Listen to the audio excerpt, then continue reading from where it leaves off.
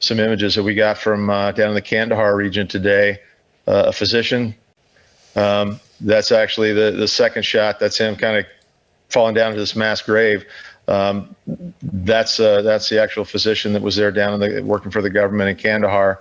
And the previous shot was him being executed and dumped into a mass grave. And then the final image really shows bodies just being dumped into that mass grave. So it's ludicrous to me. You hear these idiots from the White House and the State Department saying, we've got the strong agreement from the Taliban to be nice. It's just idiotic. The Taliban does not have a command net. U.S. forces over there, if General McKiernan got on the horn and sent out to all the divisions in the brigade combat teams, hey, this is what's happening today. Everybody be aware. That information gets disseminated rapidly because we have centralized communications, decentralized execution.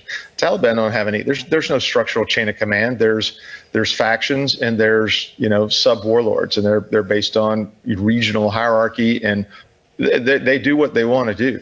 So to think that something nice is going to come out of this is just insanity. The whole situation is a lack of planning and a lack of situational awareness.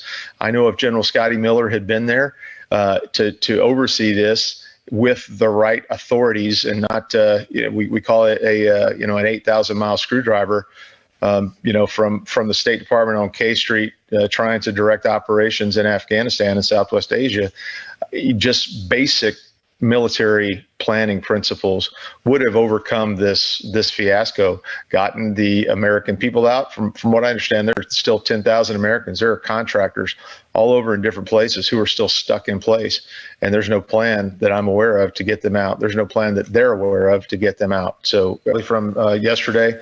All right. So who is the who's the gentleman down there on the ground? He is a physician, a doctor, and down they're in the Kandahar region. And why are they Correct. Executing him? Because he cooperated with the government, the government of the Islamic Republic of Afghanistan. He was part of the enemy. He worked with the government. All right. So what these guys are doing is they're going house to house, and they're throwing traps out there. They're saying, hey, we're going to need people to work with the government. We're going to need people, and once they identify themselves, if they work for the government, they snatch them up and they put them in trucks and they take them out to a hole. That's this physician halfway down the slope, and you can see the muzzle blast from the AKs of his executioners. You're getting, and when I say you, everybody watching, you're not getting the truth. And that's why we're here on Flashpoint, to give you the truth. Those pictures, less than 24 hours old. This is Brian Williams, this is clip 3, interviewing a veteran, Matt Zellner. Watch this. I'm curious to hear your reaction of this consequential speech by the American president. Didn't run from it. He owned it. He owned his decision. He owned the fact that, as he put it, the buck stops with him. I hope he gets to own their deaths, too. I feel like I watched a different speech than the rest of you guys. I was appalled. There was such a profound, bold-faced lie in that speech. The idea that we planned for every contingency. I have been personally trying to tell this administration since it took office. I've been trying to tell our government for years that this was coming. We sent them plan after plan on how to evacuate these people. Nobody listened to us. They didn't plan for the evacuation of our Afghan wartime allies. They're trying to conduct it now at the 11th hour. The thing that they were most concerned about was the optics of a chaotic evacuation. Well, they got exactly what they were most concerned of by failing to do what was right when we could have done it. We had all the people and equipment in place to be able to save these people months ago, and we did nothing. I'm appalled that he thinks we only need to take 2,000 people. There's 86,000 people who are currently left behind in Afghanistan alone. We've identified all of them for the government.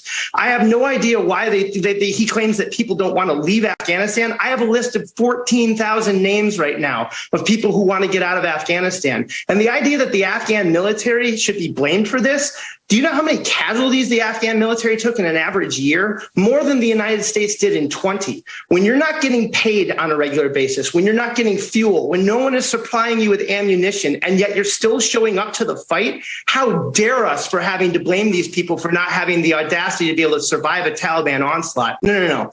What we need to be doing right now, and what I am appalled that the president didn't say, was we need to be talking about how we're going to get every single one of these people out.